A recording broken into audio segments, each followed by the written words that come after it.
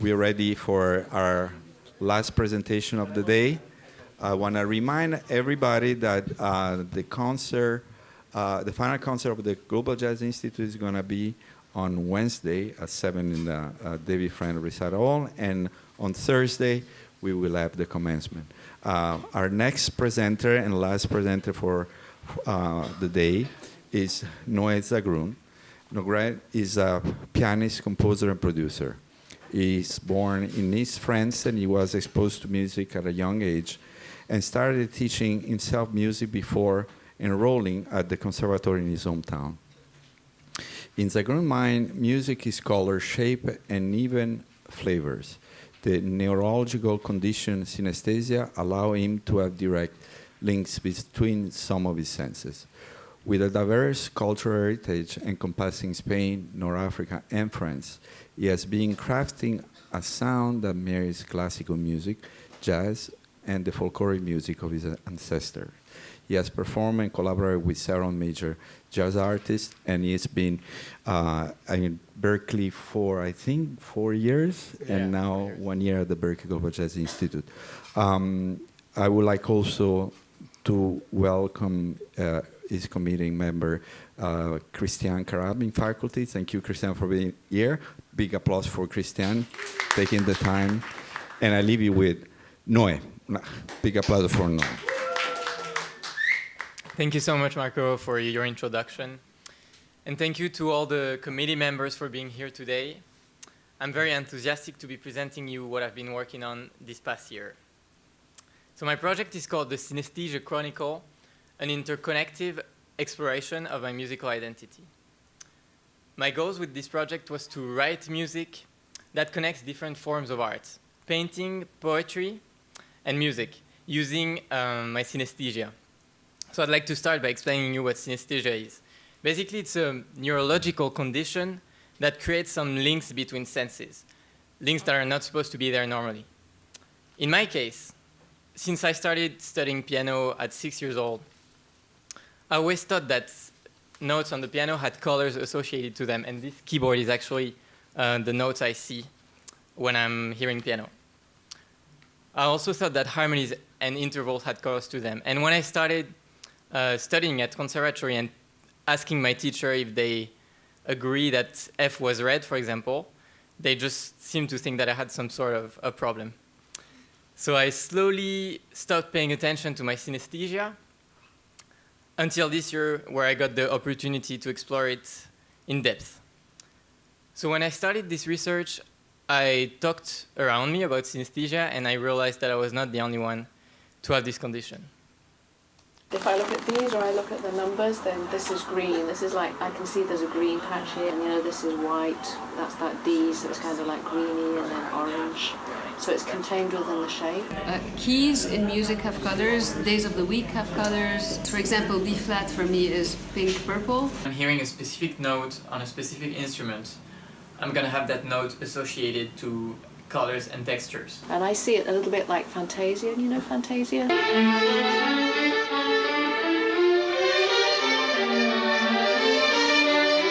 La musique que je pense veut dire des mots. If I'm meditating or sleeping, everything that crosses my mind is gonna have a musical translation. Let's say I'm dreaming of two people having a conversation. The words that they're saying are gonna mean music to me. Le morceau, c'était un truc de Meliana, Hungry Ghost, je crois, où je me suis retrouvé dans un espèce d'espace et j'ai vu une cathédrale jaillir. La cathédrale se construisait, si tu veux. So these are just a few examples of the different types of synesthesia that can occur. There are dozens of different ones, different combinations of senses. So very quickly, I'd like to explain you what synesthesia is medically before going into the music. So how it works is that it connects areas of the brain that activate at the same time when they should not. For instance, in the case of the first person you saw in the interview, Helen, whenever she's reading, the area of her brain that interprets letters triggers the one that interprets colors, and those two regions cross-activate all the time involuntarily. There would be a lot more to say about synesthesia, but I'll save it for questions, so I'll go to my project now. So, basically, the reason why I wanted to delve into this year is that Before coming here, when I started my music education in conservatory in France, I got very, very caught up in the theoretical aspect of music and sort of forgot about everything else that music can do. But when I started this year, I was very surprised to see how different the approach was. Danilo Perez, our artistic director, founder of the program, was always referring to life situations in musical terms and vice versa. He had what he called an interconnective approach to music. For the first few weeks, few months, I was mostly surprised by this approach, and then it suddenly hit me. This is exactly what synesthesia does to me. It connects music to life and life to music. And this was my key of understanding for the rest of the year. So a few goals that I have with that project are to raise awareness on this condition, to create some bridges between different sorts of arts, and more importantly, to advocate to a different approach to music that would be more connected and not only theoretical. The way I went about it is that I created music out of non-musical pieces of art, so 2 paintings and 2 poems. And let's get into the music. So for this first song, I used a painting that I love by Claude Monet from his series, The Water Lilies. This was painted 100 years ago in France.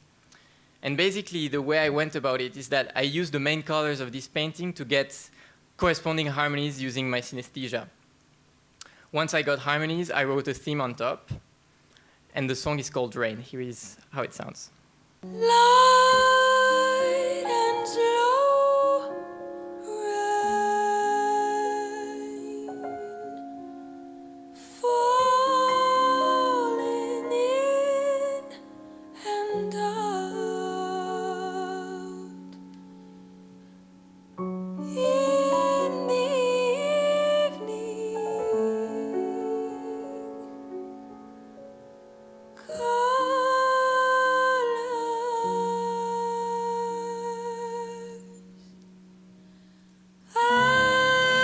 As it falls, it glistens.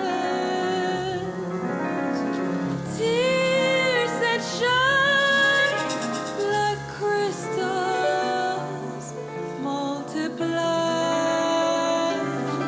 as you sigh, light and slow.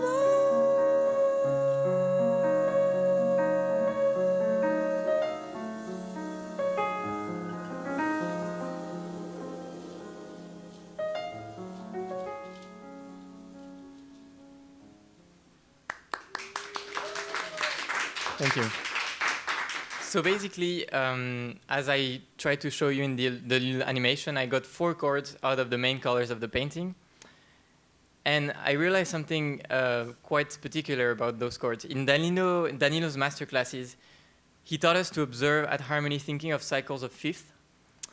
And when observing those 4 chords and applying scales to them, putting them in a circle, I realized that, so you get D flat Ionian, you get D flat Mixolydian flat 6, which happens to be exactly in the center of the cycle. You get D flat Locrian, that's all the way to the left, and D flat Phrygian all the way to the right. And what I realized is that I really tend to associate darker colors to harmonies that are on the left, and brighter colors to harmonies that are on the right. And this is something that we talked about a lot with Danilo. Apparently, most musicians tend to make these associations. So this was the first song, Rain. The second song that I'd like to get into, I wrote it using this famous painting by Van Gogh called A Starry Night. And I have a sort of a personal connection to this painting since this landscape is very close to where I'm from in Provence. I went exactly the same way. I took the main colors of the painting, got harmonies, and then wrote a melody and rhythm on top of it. The song is called Tierra Prometida, which means promised land. La miras alejarse, tu tierra se despide, aprendes a soltar el color de tu mar, se va.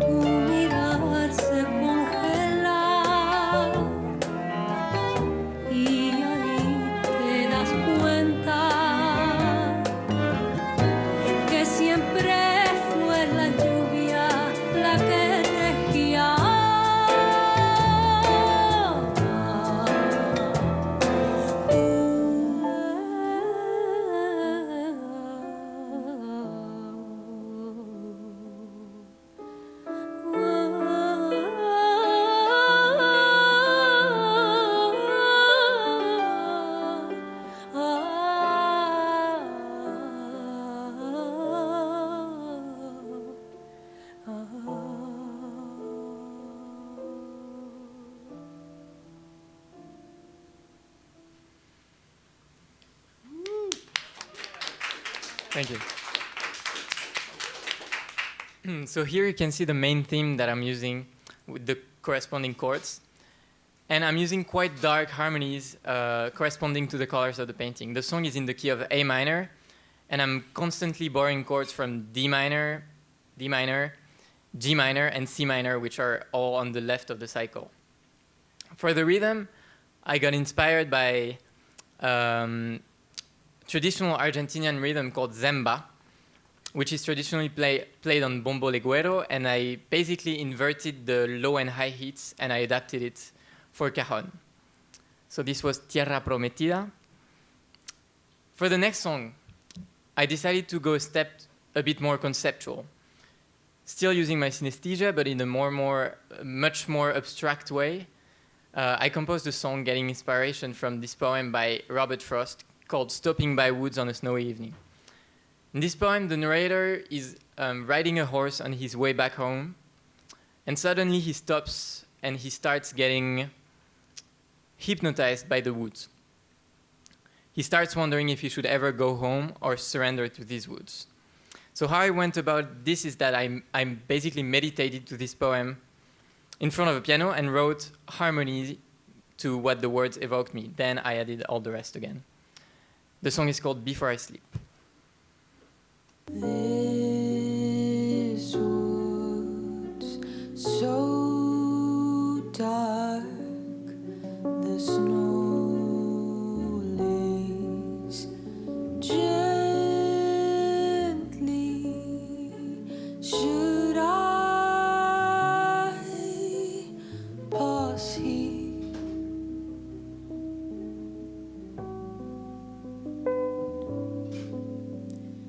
I promised you that I would come home, but this woods so deep, and I am so cold. Should I stop here?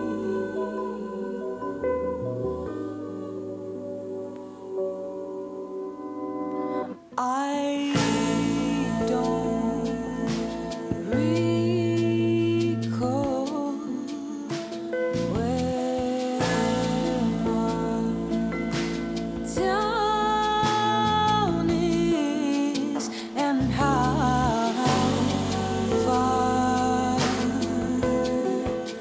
ahead this road must lead. And should I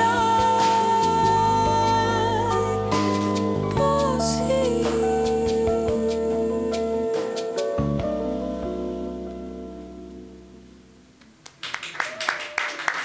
Thank you very much. So to go even further away from how I usually approach music, I tried to use a different tuning, which is right in between A and B flat. It's basically A450, so right between A and B flats. So a few things that I tried to convey with my music is this feeling of being hypnotized and attracted to something dangerous at the same time. I tried to depict it in the harmony. There are some chords going from 5 to 1 and 3 minor to 1, but always on top of B flat, which is the 3 of the key.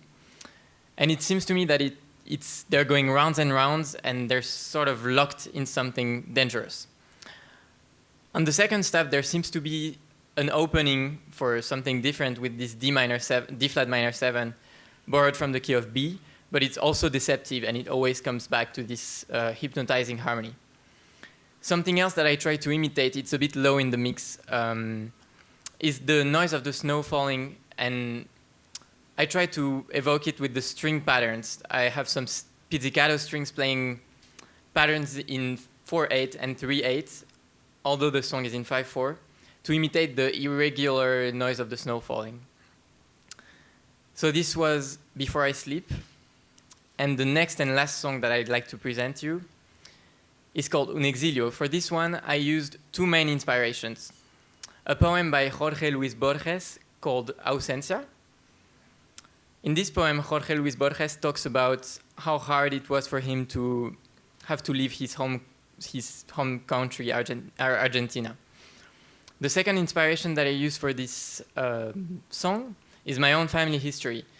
Both sides of my family had to escape their country of birth to emigrate to France. So the song is called Unexilio, and here is how it sounds.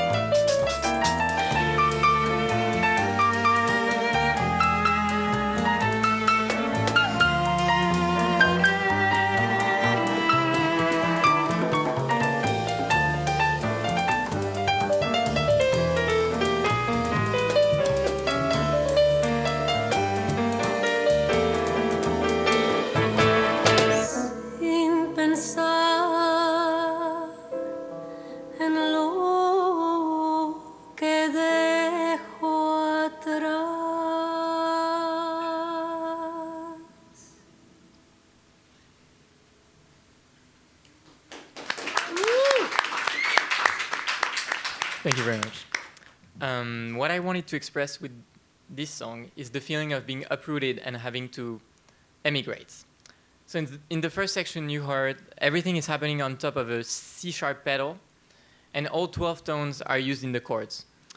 Some chords are clashing very much with C-sharp, and they're meant to represent a specific line in the poem that says, "Your absence surrounds me," meaning the absence of the country, lost country.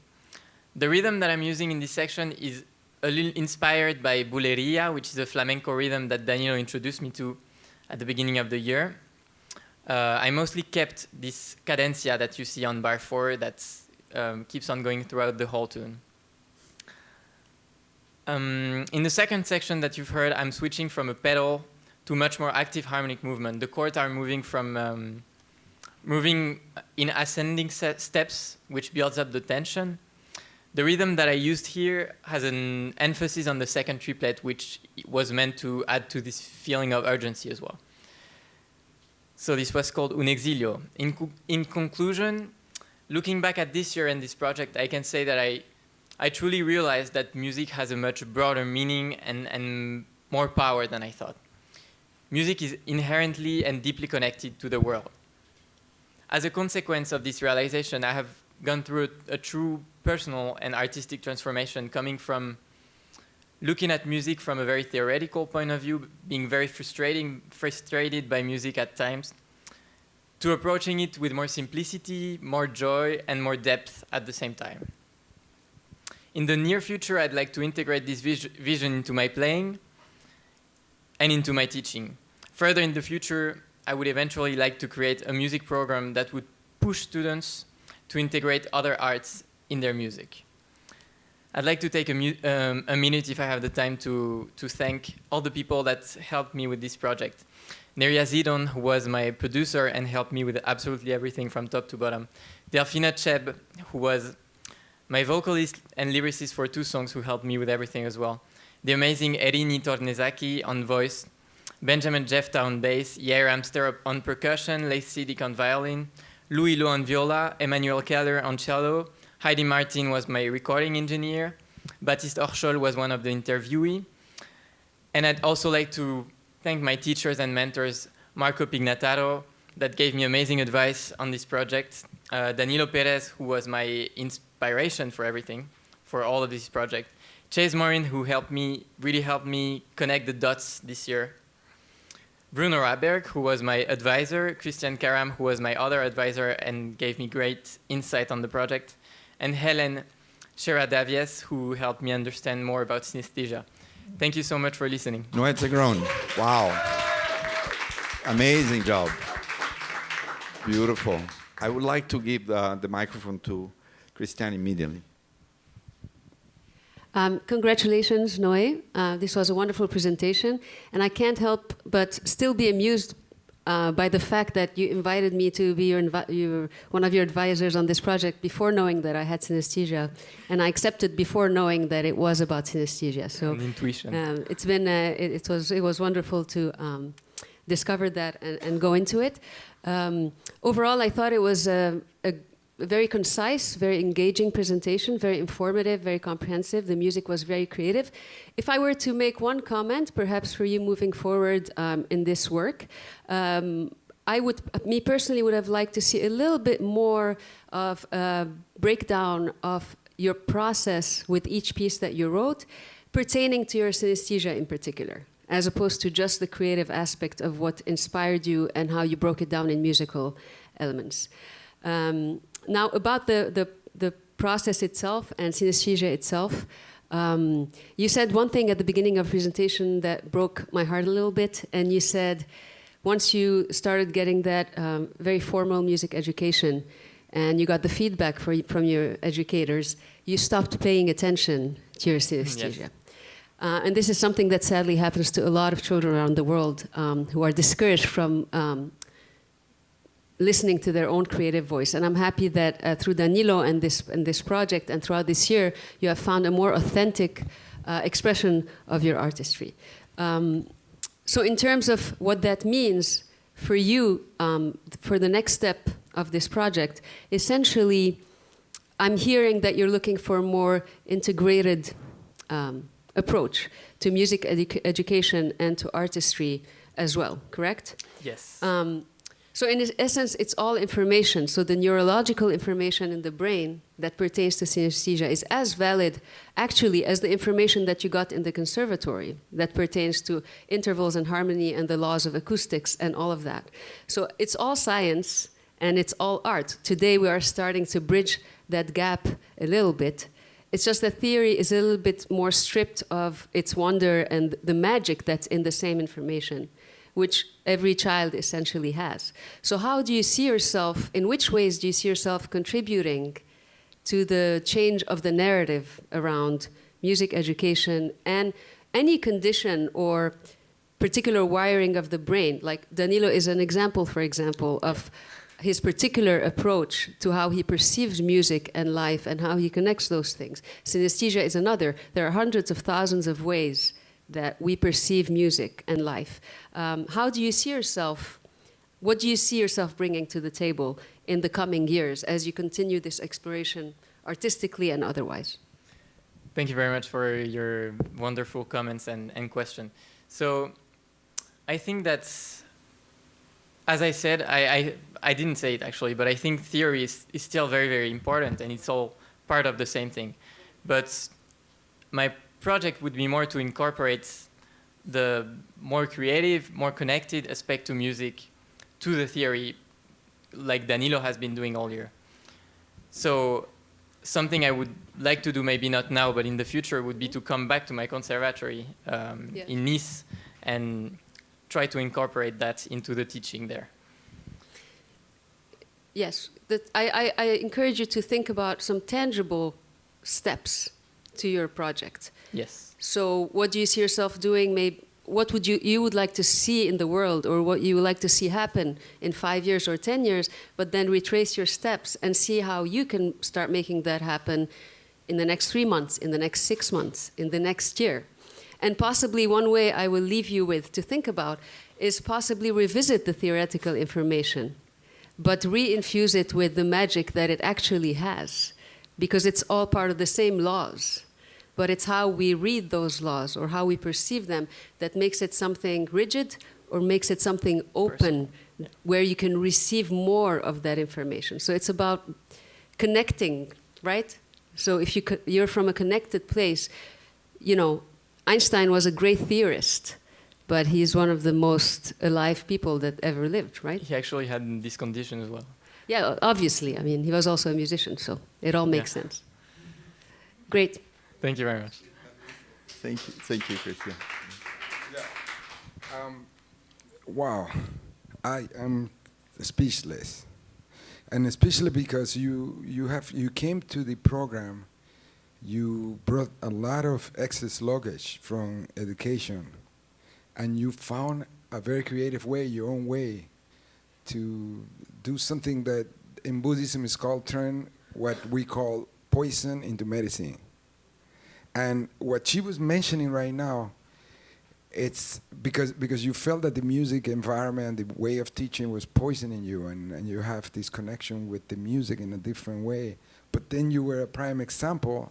You just have to look deep inside, and you were the example.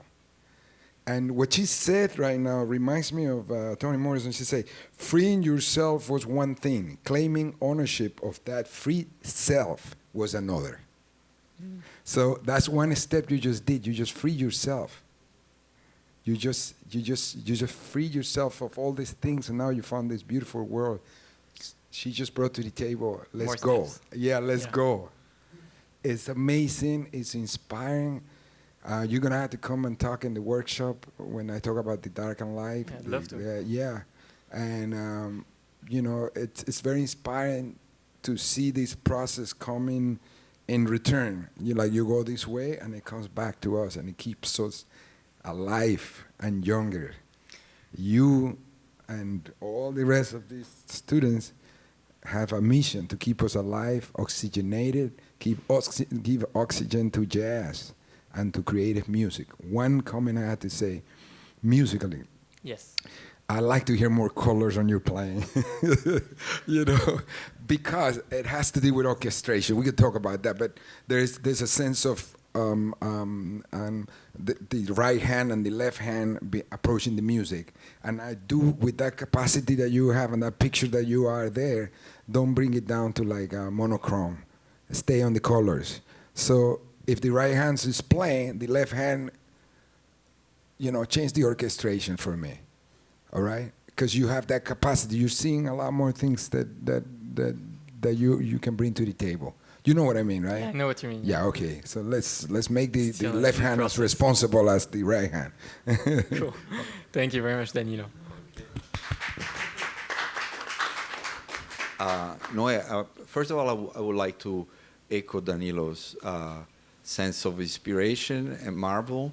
What we see, this man that we see, looks very different from the one that we saw in September coming in. Like, you know, you really, you know, there's a light in you right now that is, you know, as I can just perceive it, and it has to do with you finding probably a very central part of yourself and focusing on it. It's not that wasn't there before. You just kind of like really zone on it. Shut down, yeah. Right, and it, you know, there's a light that I see even in your eyes and in your smile. So this is really transformation. And with that said, you know, Christian said something about the process, that she would have loved to hear more about the process. Now, for me, that I don't have synesthesia, it's really mysterious what you're talking about. It's fascinating. And so I got really, really curious, because one of the things that I noticed in your music and that I really, really resonate to is that it's very lyrical, it's very melodical. And you mostly talk about, you know, the harmonies and how you get there.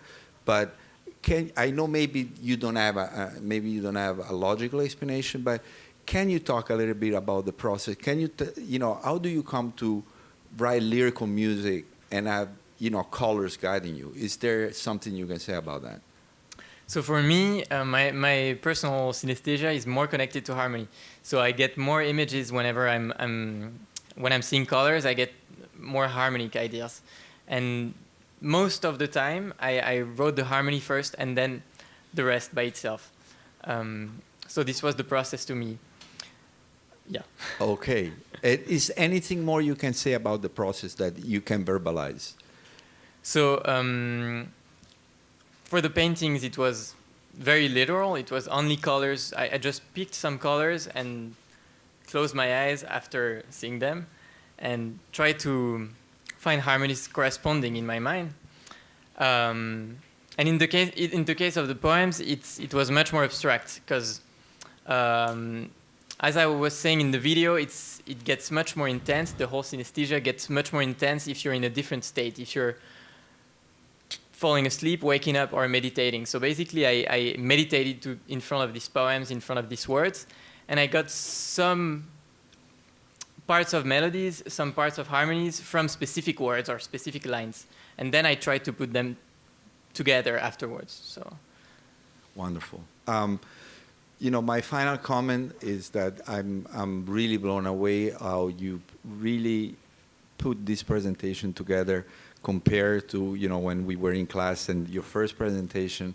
There's such a narrative now that is very clear and it's really personal. So I want to compliment you. Thank you. I got great help. One second, I forgot to mention the samba that you mentioned just really quick.